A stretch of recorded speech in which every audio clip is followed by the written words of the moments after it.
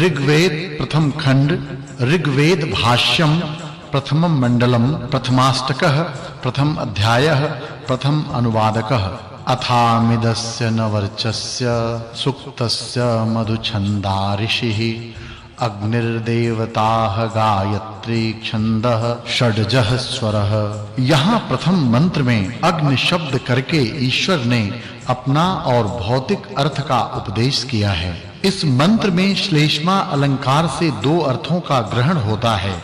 पिता के समान कृपा कारक परमेश्वर सब जीवों के हित और सब विद्याओं की प्राप्ति के लिए कल्प कल्प की आदि में वेद का उपदेश करता है। जैसे पिता व अध्यापक अपने शिष्य व पुत्र को शिक्षा देता है कि तू ऐसा कर व ऐसा वचन कह, सत्य वचन बोल इत्यादि शिक्षा को सुनकर बालक व शिष्य भी कहता है कि सत्य बोलूंगा, पिता और आचार्य की सेवा करूंगा, झूठ न कहूंगा। इस प्रकार जैसे परस्पर शिक्षक लोग शिष्य व लड़कों को उपदेश करते हैं, वैसे ही अग्निमीले इत्यादि वेद मंत्रों को भी जानना चाहिए, क्योंकि ईश्वर ने वेद सब जीवों के उत्तम सुख के लिए प्रकट किया है। इसी अग्निमीले वेद के उपदेश का परोपकार फल होने से इस मंत्र में ईले यह उत्तम पुरुष का प्रयोग भी है।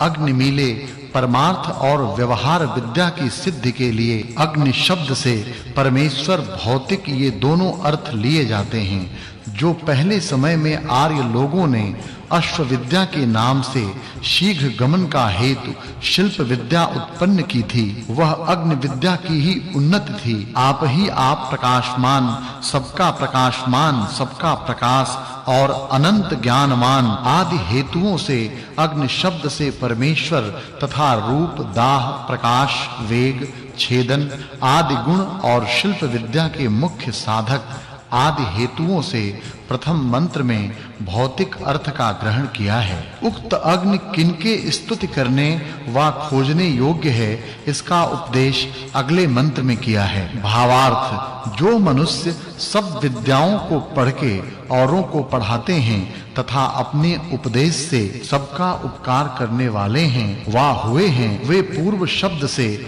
और जो कि अब पढ़ने वाले विद्या ग्रहण के लिए अभ्यास करते हैं, वे नूतन शब्द से ग्रहण किए जाते हैं, और वे सब पूर्ण विद्वान शुभ गुण सहित होने पर ऋषि कहते हैं। क्योंकि जो मंत्रों के अर्थों को जाने हुए धर्म और विद्या के प्रचार अपने सत्य उपदेश से सब पर कृपा करने वाले निष्कपट पुरुषार्थी, धर्म के सिद्ध होने के लिए ईश्वर की उपासना करने वाले और कार्यों की सिद्धि के लिए भौतिक अग्नि के गुणों को जानकर अपने कामों को सिद्ध करने वाले होते हैं, तथा प्राचीन और नवीन विद्वानों के तत्व जानने के लिए युक्ति प्रमाण से सिद्ध तर्क और कारण व कार्य जगत में रहने वाले प्राण हैं।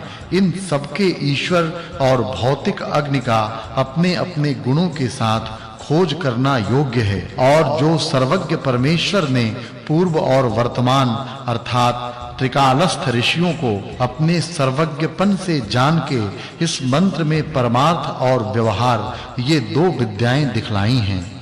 इससे इसमें भूत व भविष्य काल की बातों को कहने में कोई भी दोष नहीं आ सकता, क्योंकि वेद सर्वज्ञ परमेश्वर का वचन है। वह परमेश्वर उत्तम गुणों को तथा भौतिक अग्नि व्यवहार कार्यों में संयुक्त किया हुआ उत्तम भोग के पदार्थों का देने वाला होता है। पुराने की अपेक्षा एक पदार्थ से दूसरा नवीन और नवीन की अपेक्षा पहला पुराना होता है। देखो, यही अर्थ इस मंत्र का निरुक्तकार ने भी किया है कि प्राकृत जन अर्थात अज्ञानी लोगों ने जो प्रसिद्ध परमेश्वर और सब विद्याओं का हेतु जिसका नाम विद्युत है, वही भौतिक अग्नि यहाँ अग्नि शब्द से लिया है। अब परमेश्वर की उपासना और भौतिक अग्नि के उपकार से क्या-क्या फल प्राप्त होता है, सो अगले मंत्र में उपदेश किया है। भावार्थ, इस मंत्र में श्लेष्मा अलंकार से दो अर्थों का ग्रहण है। ईश्वर की आज्ञा में रहने तथा शिल्प विद्या संबंधी कार्यों की सिद्धि के लिए भौतिक अग्नि को सिद्ध करने वाले मनुष्यों को अक्षय अर्थात जिसका कभी नाश नहीं होता सो धन प्राप्त होता है तथा मनुष्य जिस धन से कीर्ति की वृद्धि और जिस धन को पाके वीर पुरुषों से युक्त होकर नाना सुखों से युक्त होते हैं सबको उचित है कि उस धन को अवश्य प्राप्त करें। उक्त भौतिक अग्नि परमेश्वर किस प्रकार के हैं यह भेद अगले मंत्र में जनाया है। भावार्थ इस मंत्र में श्लेषालंकार है जिस कारण व्यापक परमेश्वर अपनी सत्ता से उक्त यज्ञ की निरंतर रक्षा करता है इसी से वह अच्छे-अच्छे गुणों के देने का हेतु होता है। इसी प्रकार ईश्वर ने दिव्य गुण युक्त अग्नि भी रचा है कि जो उत्तम शिल्प विद्या का उत्पन्न करने वाला है उन गुणों को केवल धार्मिक उद्योगी और विद्वान मनुष्य ही प्राप्त होने के योग्य होता है। फिर कभी परमेश्वर और भौतिक अग्नि किस प्रकार के हैं सो अगले मंत्र में उपदेश किया है। भावार्थ इस मंत्र में श्लेषालंकार है सबका आधार सर्वज्ञ सबका रचने वाला विनाश रहित अनंत शक्तिमान और सबका प्रकाशक आदि गुण हेतुओं के पाए जाने से अग्नि शब्द के द्वारा परमेश्वर और आकर्षणादि गुणों से मूर्तिमान पदार्थों का धारणे करने हारादि गुणों से होने से भौतिक अग्नि भी ग्रहण होता है। सिवाय इसके मनुष्यों को यह भी जानना उचित है कि विद्वान के समागम और सांसारिक पदार्थों को उनके गुण सहित विचारने से परम दयालु परमेश्वर अनंत सुखदाता और भौतिक अग्नि शिल्प विद्या का सिद्ध करने वाला होता है। यह पहला वर्ग समाप्त हुआ। अब अग्नि शब्द से ईश्वर का उपदेश अगले मंत्र में किया है। भावार्थ जो न्याय दया कल्याण और सबका मित्र भाव करने वाला परमेश्वर है उसी की उपासना करके जीव इस लोक और मोक्ष के सुख को प्राप्त होता है क्योंकि इस प्रकार का सुख देने का स्वभाव और सामर्थ्य केवल परमेश्वर का है दूसरे का नहीं। जैसे शरीरधारी अपने शरीर को धारण करता है वैसे ही परमेश्वर सब संसार को धारण करता है और इसी से इस संसार की यथावत रक्षा और स्थिति होती है। उक्त परमेश्वर कैसे उपासना करे प्राप्त होने योग्य है इसका विधान अगले मंत्र में किया है। भावार्थ हे सबको देखने और सब में व्याप्त होने वाले उपासना के योग्य परमेश्वर हम लोग सब कामों के करने में एक क्षण भी आपको नहीं भूलते इससे हम लोगों को अधर्म करने की कभी इच्छा भी नहीं होती क्योंकि जो सर्वज्ञ सबका साक्षी परमेश्वर है वह हमारे सब कामों को देखता है। इस निश्चय से फिर भी वह परमेश्वर किस प्रकार का है सो अगले मंत्र में उपदेश किया है। भावार्थ जैसे विनाश और अज्ञान आदि दोष रहित परमात्मा अपने अंतर्यामी रूप से सब जीवों को सत्य का उपदेश तथा श्रेष्ठ विद्वान और सब जगत की रक्षा करता हुआ अपनी सत्ता और परम आनंद में प्रवृत्त हो रहा है वैसे ही परमेश्वर के उपासक भी आनंदित वृद्धि युक्त होकर विज्ञान में विहार करते हुए परम आनंद रूप विशेष फलों को प्राप्त होते हैं। वह परमेश्वर किसके समान किनकी रक्षा करता है सो अगले मंत्र में उपदेश किया है। भावार्थ इस मंत्र में उपमा अलंकार है। सब मनुष्यों को उत्तम प्रयत्न और ईश्वर की प्रार्थना इस प्रकार से करनी चाहिए कि हे भगवन जैसे पिता अपने पुत्र को अच्छी प्रकार पालन करके और उत्तम शिक्षा देकर उनको शुभ गुण और श्रेष्ठ कर्म करने योग्य बना देता है वैसे ही आप हम लोगों को शुभ गुण और शुभ कर्मों में युक्त सदैव कीजिए। यह प्रथम सूक्त में पहले 5 मंत्रों के द्वारा श्लेषालंकार से व्यवहार और परमार्थ की विद्याओं का प्रकाश किया और 4 मंत्रों से ईश्वर की उपासना और स्वभाव वर्णन किया। यह पहला सूक्त और दूसरा वर्ग समाप्त हुआ। अब द्वितीय सूक्त का प्रारंभ है। उसके प्रथम मंत्र में उन पदार्थों का वर्णन किया है कि जिन्होंने सब पदार्थ शोभित कर रखे हैं। भावार्थ इस मंत्र में श्लेषालंकार है। जैसे परमेश्वर के सामर्थ्य से रचे हुए पदार्थ नित्य ही सुशोभित होते हैं वैसे ही जो ईश्वर का रचा हुआ भौतिक वायु है उसकी धारणा से भी सब पदार्थों की रक्षा और शोभा तथा जैसे जीव की प्रेम भक्ति से की हुई स्तुति को सर्वगत ईश्वर प्रतिक्षण सुनता है, वैसे ही भौतिक वायु के निमित्त से भी जीव शब्दों के उच्चारण और श्रवण करने को समर्थ होता है।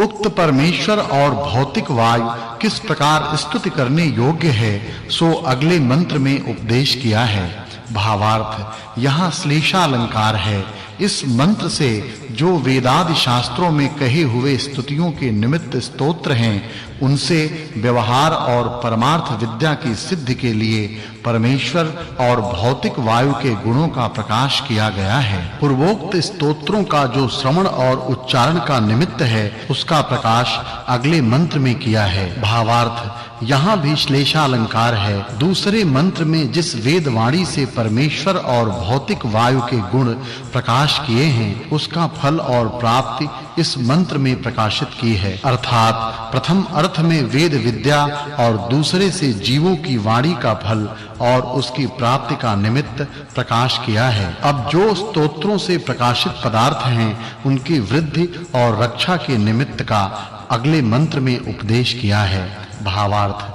इस मंत्र में परमेश्वर ने प्राप्त होने योग्य और प्राप्त कराने वाले इन दो पदार्थों का प्रकाश किया है। अब पूर्वोक्त सूर्य और पवन जिन्हें ईश्वर ने धारण किया है, वे किस-किस कर्म की सिद्धि के निमित्त रचे गए हैं, इस विषय का अगले मंत्र में उपदेश किया है। भावार्थ इस मंत्र में परमेश्वर की सत्ता के अवलंब से उक्त इंद्र और वायु अपने-अपने कार्य करने को समर्थ होते हैं, यह वर्णन किया है। यह तीसरा वर्ग समाप्त हुआ। पूर्वोक्त इंद्र और वायु के शरीर के भीतर और बाहरले कार्य का अगले मंत्र में उपदेश किया है। भावार्थ ब्रह्मांडस्थ सूर्य और वायु सब संसारी पदार्थों को बाहर से तथा जीव और प्राण शरीर के भीतर के अंग आदि सबको प्रकाश देने और पुष्ट करने वाले हैं, परंतु ईश्वर के आधार की अपेक्षा सब स्थानों में रहती है। ईश्वर पूर्वोक्त सूर्य और वायु को दूसरे नाम से अगले मंत्र में स्पष्ट करता है। भावार्थ इस मंत्र में लुप्तोपमा अलंकार है। जैसे समुद्र आदि जलस्थलों से सूर्य के आकर्षण से वायु द्वारा जल आकाश में उड़कर वर्षा होने से सबकी वृद्धि और रक्षा होती है, वैसे ही प्राण और अपान आदि से शरीर की रक्षा और वृद्धि होती है। इसलिए मनुष्यों को प्राण अपान आदि वायु के निमित्त से व्यवहार विद्या की सिद्धि करके सबके साथ उपकार करना उचित है। किस हेतु से ये दोनों सामर्थ्य वाले हैं, यह विद्या अगले मंत्र में कही है। भावार्थ परमेश्वर के आश्रय से उक्त मित्र और वरुण ब्रह्म ज्ञान के निमित्त जल वर्षाने वाले सब मूर्तिमान व अमूर्तिमान जगत को व्याप्त होकर उसकी वृद्धि विनाश और व्यवहारों की सिद्धि करने में हेतु होते हैं। वे हमारे लिए किन-किन पदार्थों के धारण करने वाले हैं, इस बात का प्रकाश अगले मंत्र में किया है। भावार्थ जो ब्रह्मांड में रहने वाले बल और कर्म के निमित्त पूर्वोक्त मित्र और वरुण हैं, उनसे क्रिया और विद्याओं की पुष्टि तथा धारणा होती है। यह दूसरा सूक्त और चौथा वर्ग समाप्त हुआ। अब तृतीय सूक्त का प्रारंभ करते हैं। इसके आदि के मंत्र में अग्नि और जल अश्व नाम से लिया है। भावार्थ इस मंत्र में ईश्वर ने शिल्प विद्या को सिद्ध करने का उपदेश किया है, जिससे मनुष्य कला युक्त सवारियों को बनाकर संसार में अपने तथा अन्य लोगों के उपकार से सब सुख पावे। फिर वे अश्व किस प्रकार के हैं, सो उपदेश अगले मंत्र में किया है। भावार्थ यहाँ भी अग्नि और जल के गुणों को प्रत्यक्ष दिखाने के लिए मध्यम पुरुष का प्रयोग है। इससे सब कारीगरों को चाहिए कि तीव्र वेग देने वाली कारीगरी और अपने पुरुषार्थ से शिल्प विद्या की सिद्धि के लिए उक्त अश्वियों की अच्छी प्रकार से योजना करें। जो शिल्प विद्या की सिद्धि करने की इच्छा करते हैं, उन पुरुषों को चाहिए कि विद्या और हस्त क्रिया से उक्त अश्वियों को प्रसिद्ध करके उनसे उपयोग लेवें। भावार्थ परमेश्वर मनुष्यों को उपदेश करता है कि हे मनुष्यों, तुमको सब सुखों की सिद्धि से दुख के विनाश के लिए शिल्प विद्या में अग्नि और जल का यथावत उपयोग करना चाहिए। परमेश्वर ने अगले मंत्र में इंद्र शब्द से अपना और सूर्य का उपदेश किया है। भावार्थ, यहाँ श्लेषालंकार समझना। जो इस मंत्र में परमेश्वर और सूर्य के गुण और कर्म प्रकाशित किए गए हैं, इनसे परमार्थ और व्यवहार की सिद्धि के लिए अच्छी प्रकार उपयोग लेना सब मनुष्यों के योग्य है। ईश्वर ने अगले मंत्र में अपना प्रकाश किया है। भावार्थ, सब मनुष्यों को उचित है कि जो सब कार्य जगत की उत्पत्ति करने में आदि कारण परमेश्वर है, उसको शुद्ध बुद्धि विज्ञान से साक्षात करना चाहिए। ईश्वर ने अगले मंत्र में भौतिक वायु का उपदेश किया है। भावार्थ, जो शरीरस्थ प्राण है, वह सब क्रिया का निमित्त होकर खाना, पीना, पकाना, ग्रहण करना और त्यागना आदि क्रियाओं से कर्म का करना तथा शरीर में रुधिर आदि धातुओं के विभागों को जगह-जगह में पहुंचाने वाला है, क्योंकि वही शरीर आदि की पुष्टि और नाश का हेतु है। यह 5वां सर्ग समाप्त हुआ। ईश्वर ने अगले मंत्रों में विद्वानों के लक्षण और आचरणों का प्रकाश किया है। भावार्थ, ईश्वर विद्वानों को आज्ञा देता है कि तुम लोग एक जगह पाठशाला में अथवा इधर-उधर देश-देशांतरों में भ्रमते हुए अज्ञानी पुरुषों को विद्या रूपी ज्ञान देके विद्वान किया करो, जिससे सब मनुष्य विद्या, धर्म और श्रेष्ठ शिक्षा युक्त होके अच्छे-अच्छे कर्मों से युक्त होकर सदा सुखी रहें। भावार्थ, इस मंत्र में उपमा अलंकार है। ईश्वर ने जो आज्ञा दी है, इसको सब विद्वान निश्चय करके जान लेवें कि विद्या आदि शुभ गुणों के प्रकाश करने में किसी को कभी थोड़ा भी विलंब व आलस्य करना योग्य नहीं है। जैसे दिन की निकासी में सूर्य सब मूर्तिमान पदार्थों का प्रकाश करता है, वैसे ही विद्वान लोगों को भी विद्या के विषयों का प्रकाश सदा करना चाहिए। विद्वान लोग कैसे स्वभाव वाले हों, कैसे कर्मों को सेवें, इस विषय को ईश्वर ने अगले मंत्र में दिखाया है। भावार्थ, ईश्वर आज्ञा देता है कि हे विद्वान लोगों, तुम दूसरे के विनाश और द्रोह से रहित तथा अच्छी विद्या से क्रिया वाले होकर सब मनुष्यों को सदा विद्या से सुख देते रहो। विद्वानों को किस प्रकार की वाणी की इच्छा करनी चाहिए, इस विषय को अगले मंत्र में ईश्वर ने कहा है। भावार्थ, सब मनुष्यों को चाहिए कि वे ईश्वर की प्रार्थना और अपने पुरुषार्थ से सत्य विद्या और सत्य वचन युक्त कामों में कुशल और सबके उपकार करने वाली वाणी को प्राप्त रहें।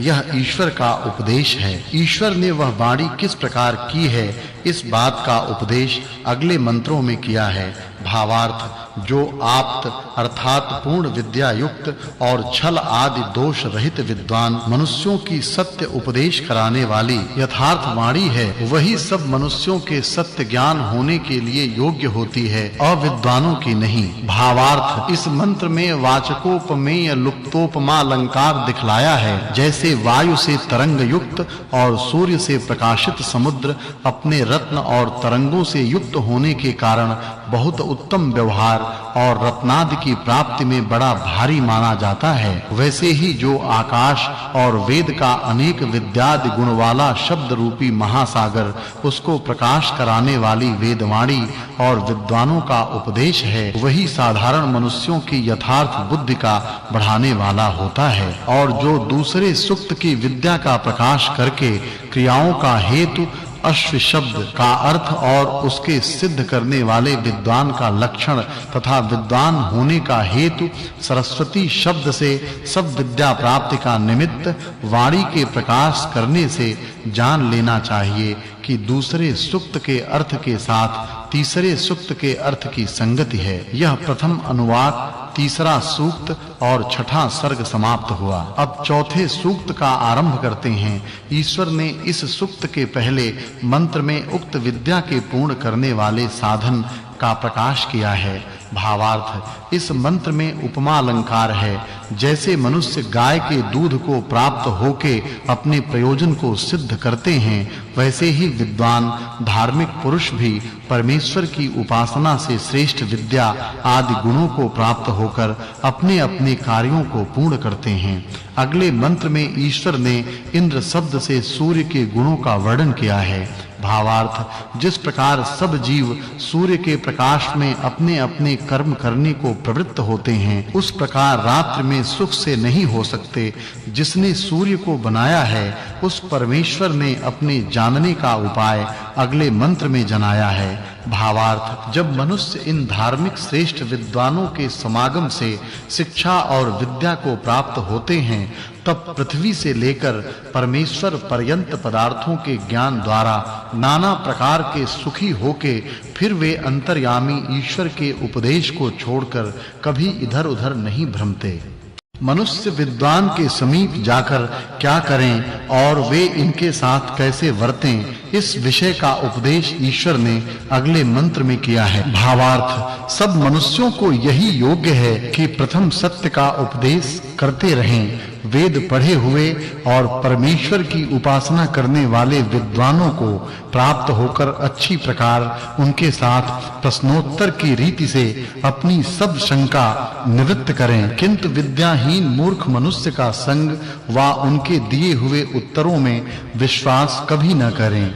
ईश्वर ने फिर इसी विषय का उपदेश अगले मंत्र में किया है। भावार्थ सब मनुष्यों को उचित है कि आप्त धार्मिक विद्वानों का संग कर और मूर्खों के संग को सर्वथा छोड़ के ऐसा पुरुषार्थ करना चाहिए कि जिससे सर्वत्र विद्या की वृद्धि, अविद्या की हानि, मानने योग्य श्रेष्ठ पुरुषों का सत्कार, दुष्टों को दंड, ईश्वर की उपासना आदि शुभ कर्मों की वृद्धि और अशुभ कर्मों का विनाश नित्य होता रहे। यह 7वां वर्ग समाप्त हुआ। अब मनुष्यों को कैसा स्वभाव धारण करना चाहिए, इस विषय का उपदेश ईश्वर ने अगले मंत्र में किया है। भावार्थ जब सब मनुष्य विरोध को छोड़कर सबके उपकार करने में प्रयत्न करते हैं, तब शत्रु भी मित्र हो जाते हैं, जिससे सब मनुष्यों को ईश्वर की कृपा से निरंतर उत्तम आनंद प्राप्त होते हैं। परमेश्वर प्रार्थना करने योग्य क्यों है, यह विषय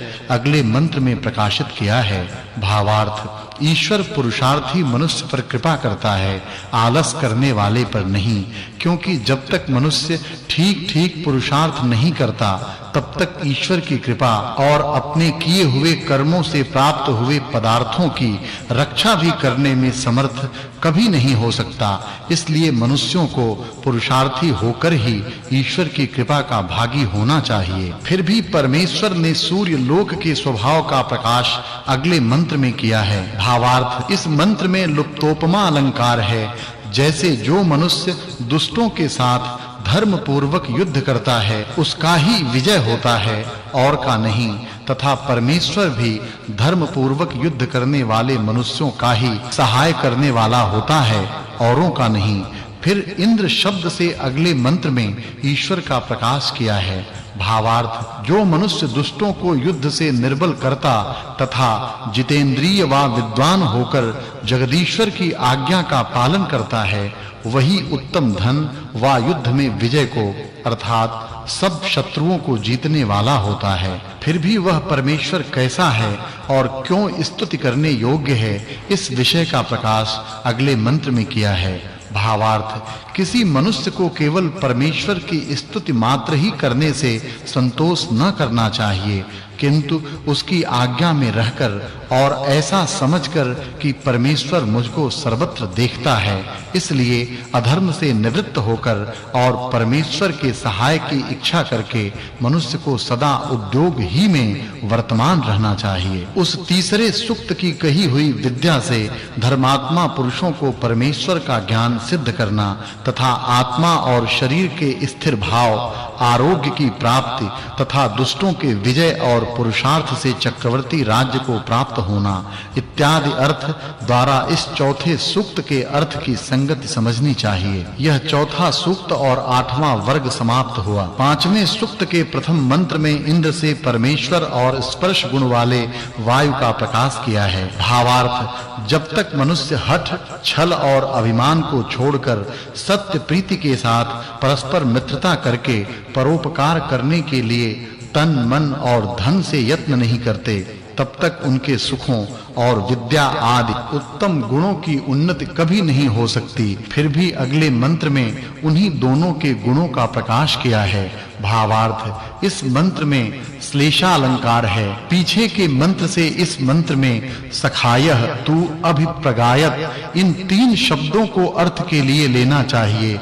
इस मंत्र में यथा योग्य व्यवस्था करके उनके किए हुए कर्मों का फल देने से ईश्वर तथा इन कर्म फल भोग कराने के कारण वा विद्या और सब क्रियाओं के साधक होने से भौतिक अर्थात संसारी वायु का ग्रहण किया है। वे तुम, हम और सब प्राणियों के लिए क्या करते हैं सो अगले मंत्र में प्रकाश किया है। भावार्थ इसमें भी श्लेषालंकार है। ईश्वर पुरुषार्थी मनुष्य का सहायकारी होता है, आलसी का नहीं, तथा स्पर्शवान वायु भी पुरुषार्थी ही से कार्य सिद्धि का निमित्त होता है, क्योंकि किसी प्राणी को पुरुषार्थ के बिना धन व बुद्धि का और इनके बिना उत्तम सुख का लाभ कभी नहीं हो सकता। इसलिए सब मनुष्यों को उद्योगी अर्थात पुरुषार्थी आशा वाले अवश्य होना चाहिए।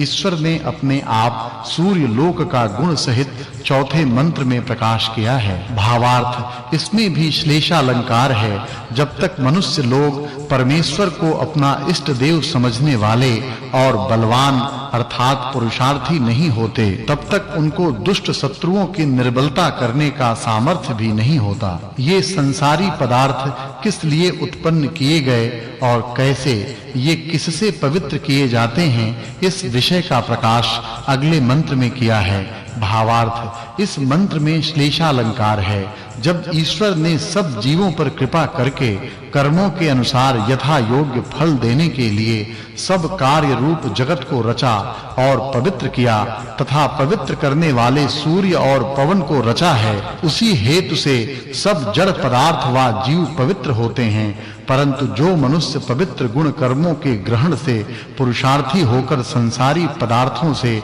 यथावत उपयोग लेते तथा सब जीवों को उनके उपयोगी कराते हैं, वे ही मनुष्य पवित्र और सुखी होते हैं। यह नवा वर्ग समाप्त हुआ। ईश्वर ने जीव क्या करके पूर्वोक्त उपयोग के ग्रहण करने को समर्थ होते हैं, इस विषय में अगले मंत्र में कहा है। भावार्थ ईश्वर जीव के लिए उपदेश करता है कि हे मनुष्य, तू जब तक विद्या में वृद्ध होकर अच्छी प्रकार परोपकार न करेगा, तब तक तुझको मनुष्यपन और सर्वोत्तम सुख की प्राप्ति कभी न होगी। इससे तू परोपकार करने वाला सदा हो। उक्त काम के आचरण करने वाले जीव को आशीर्वाद कौन देता है, इस बात का प्रकाश अगले मंत्र में किया है। भावार्थ ईश्वर ऐसे मनुष्यों को आशीर्वाद देता है जो मनुष्य विद्वान परोपकारी होकर अच्छी प्रकार नित्य उद्योग करके इन सब पदार्थों से उपकार ग्रहण करके सब प्राणियों को सुखयुक्त करता है,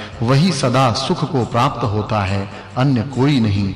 ईश्वर ने उक्त अर्थ के ही प्रकाश करने वाले इंद्र शब्द का अगले मंत्र में भी प्रकाश किया है। भावार्थ जो विश्व में पृथ्वी, सूर्य आदि प्रत्यक्ष और अप्रत्यक्ष रचे हुए पदार्थ हैं, वे सब जगत की उत्पत्ति करने वाले तथा धन्यवाद देने के योग्य परमेश्वर ही को प्रसिद्ध करके जानते हैं कि जिससे न्याय और उपकार आदि ईश्वर के गुणों को अच्छी प्रकार जान के विद्वान भी वैसे ही कर्मों में प्रवृत्त हों। वह जगदीश्वर हमारे लिए क्या करे सो अगले मंत्र में वर्णन किया है। भावार्थ जिसकी सत्ता में संसार के पदार्थ बलवान होकर अपने-अपने व्यवहारों में वर्तमान हैं, उन सब के सब आदि गुणों से उपकार लेकर विश्व के नाना प्रकार के सुख भोगने के लिए हम लोग पूर्ण पुरुषार्थ करें तथा ईश्वर इस प्रयोजन में हमारा सहाय करे, इसलिए हम लोग ऐसी प्रार्थना करते हैं। किसकी रक्षा से पुरुषार्थ सिद्ध होता है, इस विषय का प्रकाश ईश्वर ने अगले मंत्र में किया है। भावार्थ कोई मनुष्य अन्याय से किसी प्राणी को मारने की इच्छा न करे, किंतु परस्पर सब मित्र भाव से वर्तें, क्योंकि जैसे परमेश्वर बिना अपराध के किसी का तिरस्कार नहीं करता, वैसे ही सब मनुष्यों को भी करना चाहिए।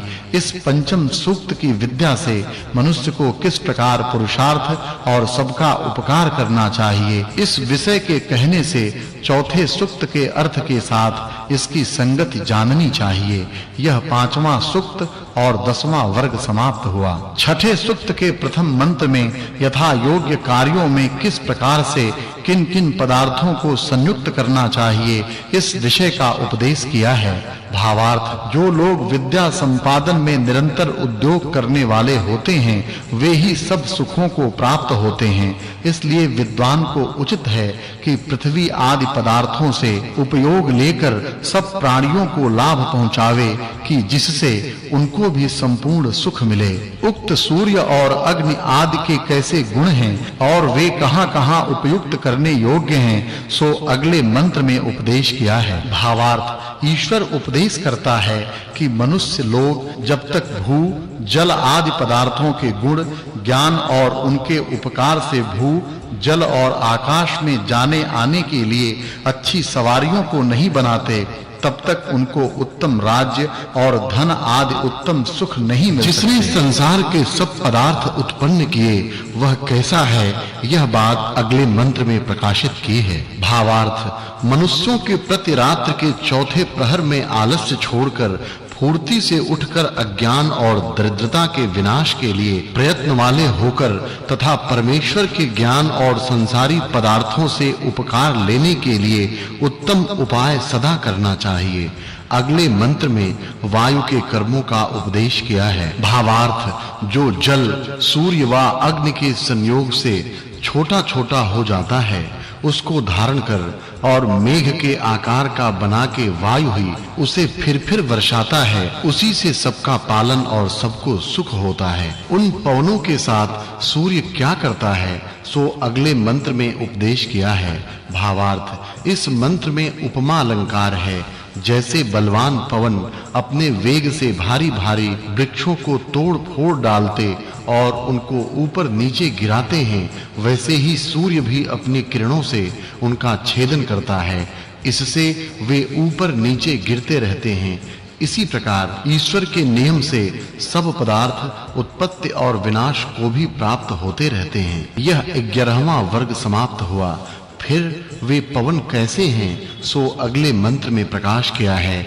भावार्थ, इस मंत्र में उपमा अलंकार है। मनुष्यों को वायु के उत्तम गुणों का ज्ञान, सबका उपकार और विद्या की वृद्धि के लिए प्रयत्न करना चाहिए जिससे सब व्यवहार सिद्ध हों। उक्त पदार्थ किसके सहाय से कार्य के सिद्ध करने वाले होते हैं सो अगले मंत्र में प्रकाश किया है। भावार्थ, ईश्वर ने जो अपनी व्याप्ति और सत्ता से सूर्य और वायु आदि पदार्थ उत्पन्न करके धारण किए हैं, इन सब पदार्थों के बीच में सूर्य और वायु ये दोनों मुख्य हैं, क्योंकि इन्हीं के धारण, आकर्षण और प्रकाश के योग से सब पदार्थ सुशोभित होते हैं। मनुष्य को चाहिए कि इनको विद्या और उपकार लेने के लिए युक्त करें। पूर्वोक्त व्यवहार किस प्रकार से नित्य वर्तमान है इस विषय का उपदेश अगले मंत्र में किया है। भावार्थ, जो शुद्ध अत्युत्तम होम के योग्य पदार्थों के अग्नि में किए हुए होम से सिद्ध किया हुआ यज्ञ है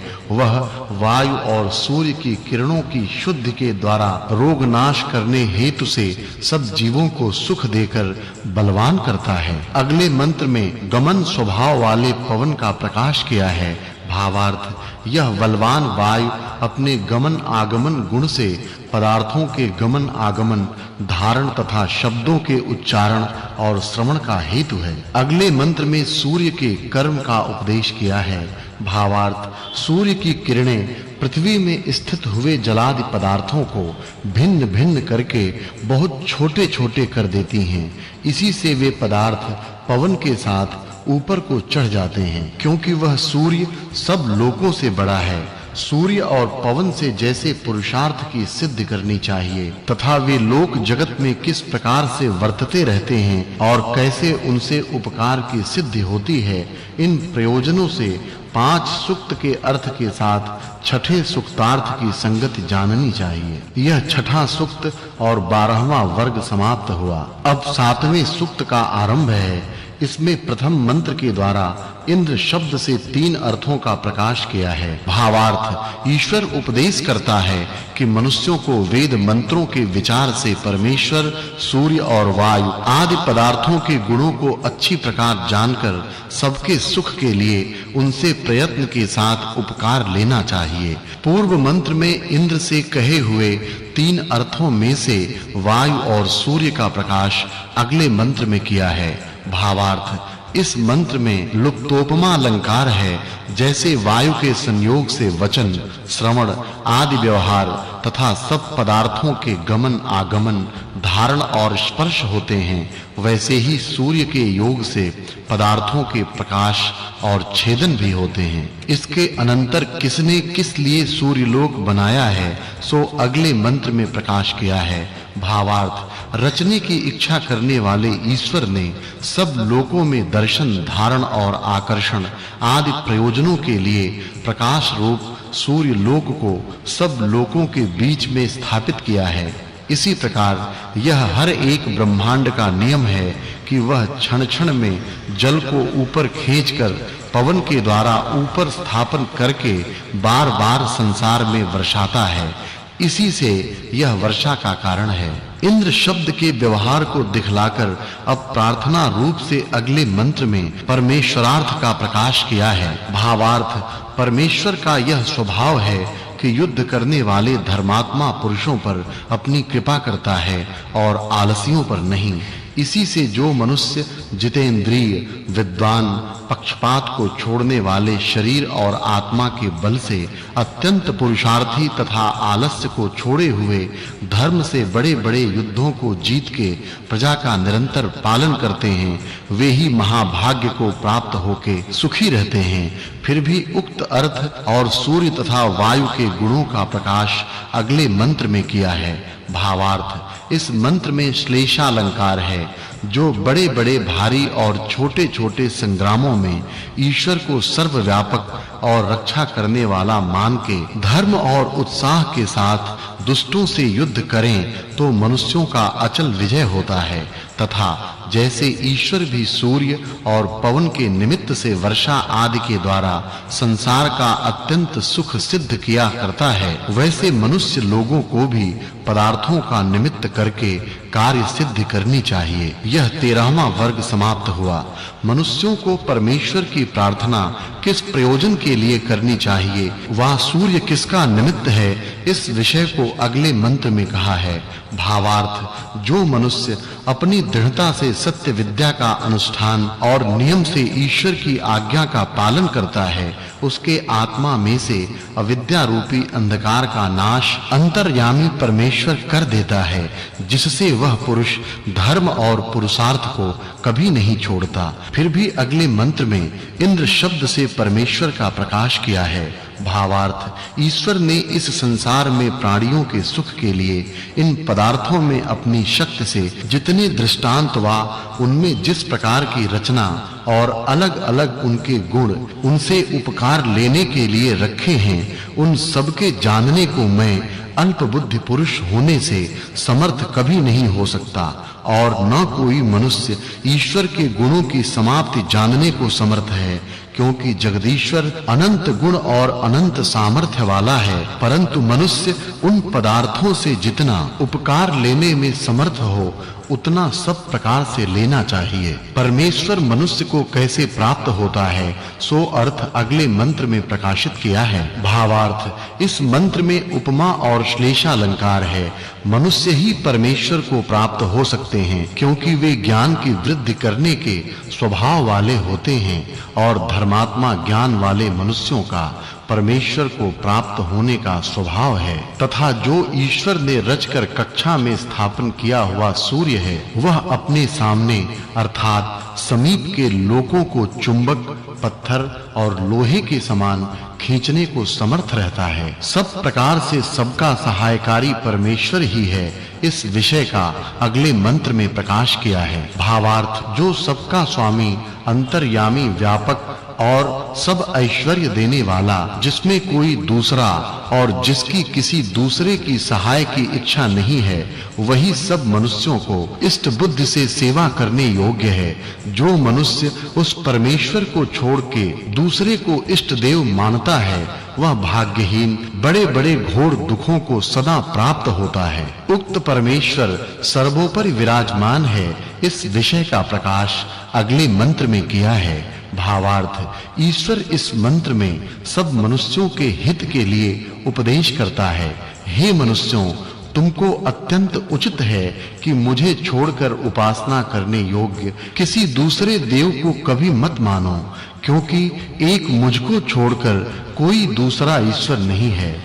जब वेद में ऐसा उपदेश है, तो जो मनुष्य अनेक ईश्वर व उसके अवतार मानता है, वह सबसे बड़ा मूढ़ है। इस सप्तम सूक्त में जिस ईश्वर ने अपनी रचना के सिद्ध रहने के लिए अंतरिक्ष में सूर्य और वायु स्थापन किए हैं, वही एक सर्वशक्तिमान, सर्वदोष रहित और सब मनुष्यों का पूज्य है। इस व्याख्यान से इस सप्तम सूक्त के अर्थ के साथ छठे सूक्त के अर्थ की संगति जाननी चाहिए। यह दूसरा अनुवाक, सातवां सूक्त और 14वां वर्ग तृतीयोनुवाकः। अब अष्टम सूक्त के प्रथम मंत्र में यह उपदेश है कि ईश्वर के अनुग्रह और अपने पुरुषार्थ से कैसा धन प्राप्त करना चाहिए। भावार्थ, सब मनुष्यों को सर्वशक्तिमान अंतर्यामी ईश्वर का आश्रय लेकर अपने पूर्ण पुरुषार्थ के साथ चक्रवर्ती राज्य के आनंद को बढ़ाने वाली विद्या की उन्नति, सुवर्ण आदि धन और सेना आदि बल सब प्रकार से रखना चाहिए, जिससे अपने आप को और सब प्राणियों को सुख हो। कैसे धन से परम सुख होता है, सो अगले मंत्र में प्रकाश किया है। भावार्थ, ईश्वर के सेवक मनुष्यों को उचित है कि अपने शरीर और बुद्धि बल को बहुत बढ़ावें, जिससे श्रेष्ठों का पालन और दुष्टों का अपमान सदा होता रहे, और जिससे शत्रुजन उनके मुष्टि प्रहार को न सह सकें, इधर-उधर छिपते भागते फिरें। मनुष्य किसको धारण करने से शत्रुओं को जीत सकते हैं, सो अगले मंत्र में प्रकाश किया है। भावार्थ, मनुष्य को उचित है कि धर्म और ईश्वर के आश्रय से शरीर की पुष्टि और विद्या के द्वारा आत्मा का बल तथा युद्ध की पूर्ण सामग्री, परस्पर अविरोध और उत्साह आदि श्रेष्ठ गुणों को ग्रहण करके दुष्ट शत्रुओं के पराजय करने से अपने और सब प्राणियों के लिए सुख सदा बढ़ाते रहें। किस के सहाय से उक्त सुख सिद्ध होता है, सो अगले मंत्र में प्रकाश किया है। भावार्थ, शूरता दो प्रकार की होती है, एक तो शरीर की पुष्टि और दूसरी विद्या तथा धर्म से संयुक्त आत्मा की पुष्टि। इन दोनों से परमेश्वर की रचना के क्रमों को जानकर न्याय, धीरज, उत्तम स्वभाव और उद्योग आदि से उत्तम गुणों से युक्त होकर सभा प्रबंध के साथ राज्य का पालन और दुष्ट शत्रुओं का निरोध अर्थात उनको सदा कायर करना चाहिए। उक्त कार्य सहाय करनहारा जगदीश्वर किस प्रकार का है, सो अगले मंत्र में प्रकाश किया है। भावार्थ, इस मंत्र में उपमा अलंकार है। धार्मिक युद्ध करने वाले मनुष्यों को उचित है कि जो शूरवीर युद्ध में अति धीर मनुष्यों के साथ होकर दुष्ट शत्रुओं पर अपना विजय हुआ है, उसका धन्यवाद अनंत शक्तिमान जगदीश्वर को देना चाहिए कि जिससे निराभिमान होकर मनुष्यों के राज्य की सदैव बढ़ती होती रहे। यह 15वां वर्ग समाप्त हुआ। मनुष्यों को कैसे होकर युद्ध करना चाहिए, यह विषय अगले मंत्र में प्रकाश किया है। भावार्थ, ईश्वर सब मनुष्यों को आज्ञा देता है कि इस संसार में मनुष्यों को दो प्रकार का काम करना चाहिए। इनमें से जो विद्वान हैं वे अपने शरीर और सेना का बल बढ़ाते और दूसरे उत्तम विद्या की वृद्धि करके शत्रुओं के बल का सदैव तिरस्कार करते रहें। मनुष्यों को जब शत्रुओं के साथ युद्ध करने की इच्छा हो, तब सावधान होके प्रथम उनकी सेना आदि पदार्थों से कम अपना दुगना बल करके उनके पराजय से प्रजा की रक्षा करनी चाहिए तथा जो विद्याओं के पढ़ाने की इच्छा करने वाले हैं वे शिक्षा देने योग्य पुत्र व कन्याओं को यथा योग्य विद्वान करने में अच्छे प्रकार यत्न करें जिससे शत्रुओं के पराजय और अज्ञान के विनाश से चक्रवर्ती राज्य और विद्या की वृद्धि सदैव बनी रहे। अगले मंत्र में इंद्र शब्द से सूर्य लोक के गुणों का व्याख्यान किया है। भावार्थ इस मंत्र में दो उपमा अलंकार हैं। ईश्वर ने जैसे जल की स्थिति और वृष्टि का हेतु समुद्र तथा वाणी के व्यवहार का हेतु प्राण बनाया है, जैसे ही सूर्य लोक वर्षा होने, पृथ्वी के खींचने, प्रकाश और रस विभाग करने का हेतु बनाया है, इसी से सब प्राणियों के अनेक व्यवहार सिद्ध हैं। उक्त अर्थों के निमित्त और कार्य का प्रकाश अगले मंत्र में किया है। भावार्थ इस मंत्र में उपमा अलंकार है। जैसे विविध प्रकार से फल फूलों से युक्त आम और कटहर आदि वृक्ष नाना प्रकार के फलों के देने वाले होके सुख देने वाले होते हैं, वैसे ही ईश्वर से प्रकाश की हुई वेदवाणी बहुत प्रकार की विद्याओं को देने वाली होकर सब मनुष्यों को परम आनंद देने वाली है। जो विद्वान लोग इसको पढ़ के धर्मात्मा होते हैं वे ही वेदों का प्रकाश और पृथ्वी में राज्य करने को समर्थ होते हैं। जो मनुष्य ऐसा करते हैं उनको क्या सिद्ध होता है सो अगले मंत्र में प्रकाश किया है।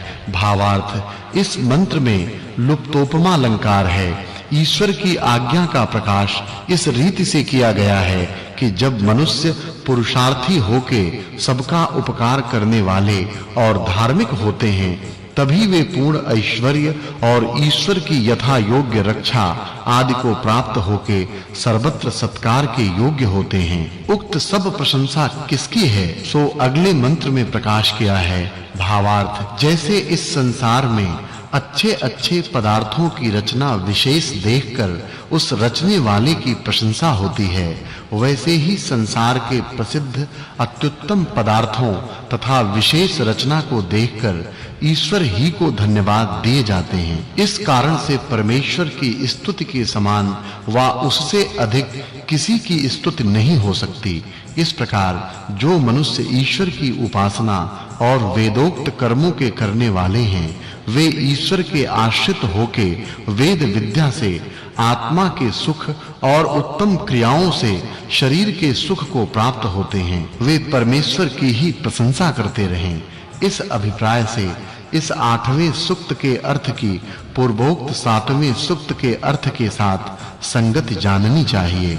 यह 8वां सूक्त और 16वां वर्ग समाप्त हुआ। अब 9वें सूक्त के आरंभ के मंत्र शब्द से परमेश्वर और सूर्य का प्रकाश किया है। भावार्थ इस मंत्र में श्लेष और लुप्तोपमा अलंकार है। जैसे ईश्वर इस संसार के परमाणु में व्याप्त होकर सबकी रक्षा निरंतर करता है, वैसे ही सूर्य भी सब लोकों से बड़ा होने से अपने सम्मुख हुए पदार्थों को आकर्षण व प्रकाश करके अच्छे प्रकार स्थापन करता है। शिल्प विद्या के उत्तम साधन जल और अग्नि का वर्णन अगले मंत्र में किया है। भावार्थ विद्वानों को उचित है कि इस संसार में पृथ्वी से लेके ईश्वर पर्यंत पदार्थों के विशेष ज्ञान उत्तम शिल्प विद्या से सब मनुष्यों को उत्तम क्रिया सिखाकर सब सुखों का प्रकाश करना चाहिए। अगले मंत्र में इंद्र शब्द से परमेश्वर का प्रकाश किया है। भावार्थ जिसने संसार के प्रकाश करने वाले सूर्य को उत्पन्न किया है उसकी स्तुति करने में जो श्रेष्ठ पुरुष एकाग्रचित्त है अथवा सबको देखने वाले परमेश्वर को जानकर सब प्रकार से धार्मिक और पुरुषार्थी होकर सब ऐश्वर्य को उत्पन्न और उसकी रक्षा करने में मिलकर रहते हैं, वे ही सब सुखों को प्राप्त होने के योग्य व औरों को भी उत्तम सुखों को देने वाले हो सकते हैं। भावार्थ जिस ईश्वर ने प्रकाश किए हुए वेदों से जाने अपने स्वभाव गुण और कर्म प्रकट किए हैं, वैसे ही वे सब लोगों को जानने योग्य हैं, क्योंकि ईश्वर के सत्य स्वभाव के साथ अनंत गुण और कर्म हैं, उनको हम अल्पज्ञ लोग अपने सामर्थ्य से जानने को समर्थ नहीं हो सकते, तथा जैसे हम लोग अपने-अपने स्वभाव, गुण और कर्मों को जानते हैं, वैसे औरों को उनका यथावत जानना कठिन है। इसी प्रकार सब विद्वान मनुष्यों को वेद वाणी के बिना ईश्वर आदि पदार्थों को यथावत जानना कठिन होता है। इसलिए प्रयत्न से वेदों को जान के उनके द्वारा सब पदार्थों से उपकार लेना तथा उसी ईश्वर को अपना इष्ट देव और पालन करनहारा मानना चाहिए। ईश्वर की उपासना से क्या लाभ होता है, सो अगले मंत्र में प्रकाश किया है। भावार्थ, मनुष्यों को ईश्वर के अनुग्रह और अपने पुरुषार्थ से आत्मा और शरीर के सुख के लिए विद्या और ऐश्वर्य की प्राप्ति व उनकी रक्षा और उन्नति तथा सत्य मार्ग व उत्तम दानादि धर्म अच्छी प्रकार से सदैव सेवन करना चाहिए, जिससे दारिद्र्य और आलस्य से उत्पन्न होने वाले दुखों का नाश होकर अच्छे-अच्छे भोग करने योग्य पदार्थों की वृद्धि होती रहे। यह 17वां वर्ग समाप्त हुआ।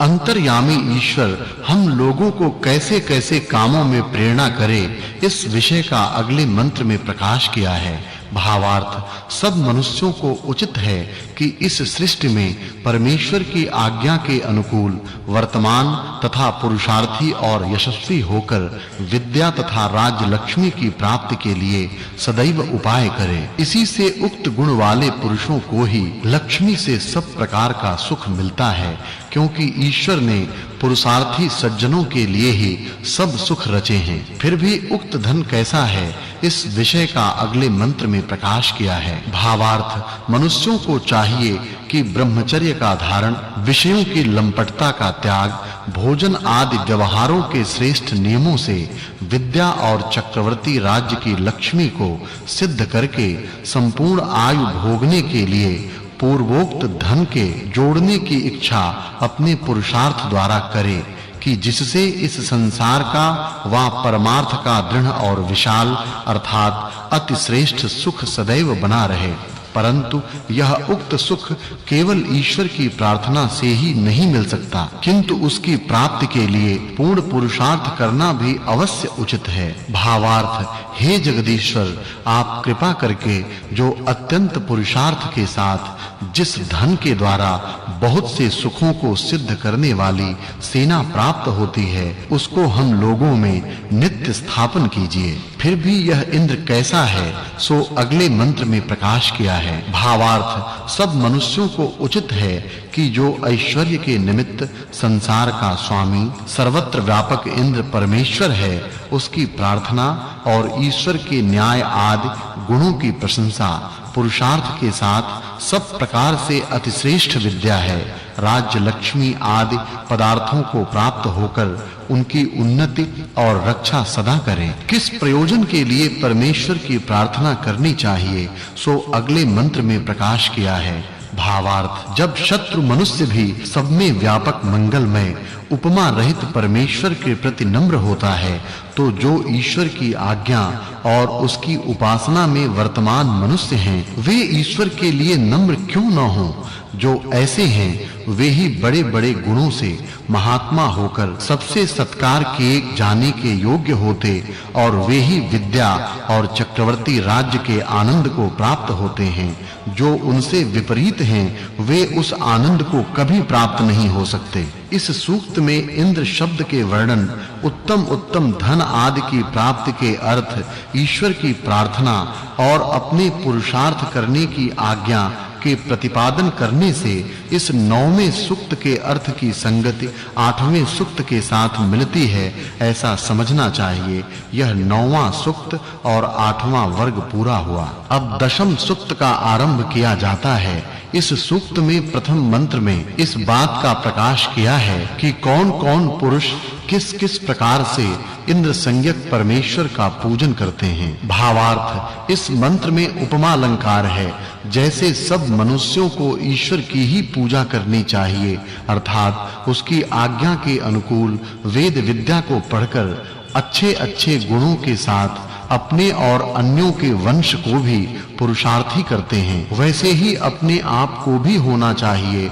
और जो परमेश्वर के सिवाय दूसरे का पूजन करने वाला पुरुष है, वह कभी उत्तम फल को प्राप्त होने योग्य नहीं हो सकता, क्योंकि न तो ईश्वर की ऐसी आज्ञा ही है और न ईश्वर के समान कोई दूसरा पदार्थ है कि जिसका उसके स्थान में पूजन किया जावे। इससे सब मनुष्यों को उचित है कि परमेश्वर का ही गान और पूजन करें। फिर भी ईश्वर को कैसे जाने, सो अगले मंत्र में प्रकाश किए हैं। भावार्थ, इस मंत्र में भी इव शब्द की अनुवृत्ति से उपमा अलंकार समझना चाहिए। जैसे सूर्य अपने सम्मुख के पदार्थों को वायु के साथ बारंबार क्रम से अच्छी प्रकार आक्रमण, आकर्षण और प्रकाश करके सब पृथ्वी लोक को घुमाता है, वैसे ही जो मनुष्य विद्या से करने योग्य अनेक कर्मों को सिद्ध करने के लिए प्रवृत्त होता है, वही अनेक क्रियाओं से सब कार्यों के करने को समर्थ हो सकता तथा ईश्वर की सृष्टि में अनेक सुखों को प्राप्त होता, और उसी मनुष्य को ईश्वर भी अपनी कृपा दृष्टि से देखता है, आलसी को नहीं। अगले मंत्र में इंद्र शब्द से ईश्वर और सूर्य लोक का प्रकाश किया है। भावार्थ, इस मंत्र में लुप्तोपमा अलंकार है। सब मनुष्यों को सब विद्या पढ़ने के पीछे उत्तम क्रियाओं की कुशलता में प्रवृत्त होना चाहिए। जैसे सूर्य का उत्तम प्रकाश संसार में वर्तमान है, वैसे ही ईश्वर के गुण और विद्या के प्रकाश का सब में उपयोग करना चाहिए। मनुष्यों को परमेश्वर से क्या-क्या मांगना चाहिए, सो अगले मंत्र में प्रकाश किया है। भावार्थ, इस मंत्र में लुप्तोपमा अलंकार है। जो पुरुष वेद विद्या व सत्य के संयोग से परमेश्वर की स्तुति, प्रार्थना और उपासना करते हैं, उनके हृदय में ईश्वर अंतर्यामी रूप से वेद मंत्रों के अर्थों को यथावत प्रकाश करके निरंतर उनके लिए सुख का प्रकाश करता है। इससे उन पुरुषों में विद्या और पुरुषार्थ कभी नष्ट नहीं होते। फिर भी ईश्वर किस प्रकार का है, इस विषय का अगले मंत्र में प्रकाश किया है। भावार्थ, इस मंत्र में उपमा अलंकार है। इस संसार में जो शोभा युक्त रचना, प्रशंसा और धन्यवाद हैं, वे सब परमेश्वर ही की अनंत शक्ति का प्रकाश करते हैं, क्योंकि जैसे सिद्ध किए हुए पदार्थों में प्रशंसा युक्त रचना के अनेक गुण उन पदार्थों के रचने वाले की ही प्रशंसा के हेतु हैं, वैसे ही परमेश्वर की प्रशंसा जानने व प्रार्थना के लिए हैं। इस कारण जो पदार्थ हम ईश्वर से प्रार्थना के साथ चाहते हैं, सो हमारे अत्यंत पुरुषार्थ के द्वारा ही प्राप्त होने योग्य हैं, केवल प्रार्थना मात्र से नहीं। किस-किस पदार्थ की प्राप्ति के लिए ईश्वर की प्रार्थना करनी चाहिए, सो अगले मंत्र में प्रकाश किया है। भावार्थ,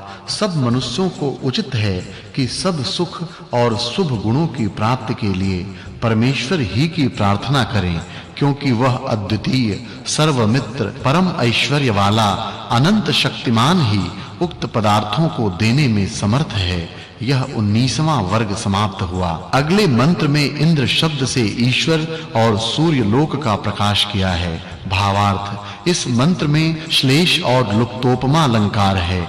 हे परमेश्वर, जैसे आपने सूर्यादि जगत को उत्पन्न करके अपना यश और संसार का सब सुख प्रसिद्ध किया है, वैसे ही आपकी कृपा से हम लोग भी अपने मन आदि इंद्रियों को शुद्ध के साथ विद्या और धर्म के प्रकाश से युक्त तथा सुख पूर्वक सिद्ध और अपनी कीर्ति, विद्या, धन और चक्रवर्ती राज्य का प्रकाश करके सब मनुष्यों को निरंतर आनंदित और कीर्तिमान करें। फिर अगले मंत्र में ईश्वर का प्रकाश किया है। भावार्थ, जब कोई पूछे कि ईश्वर कितना बड़ा है, तो उसका उत्तर यह है कि जिसको सब आकाश आदि बड़े-बड़े पदार्थ भी घेरे में नहीं ला सकते, क्योंकि वह अनंत है। इससे सब मनुष्यों को उचित है कि उसी परमात्मा का सेवन, उत्तम कर्म करने और श्रेष्ठ पदार्थों की प्राप्ति के लिए उसी की प्रार्थना करते रहें।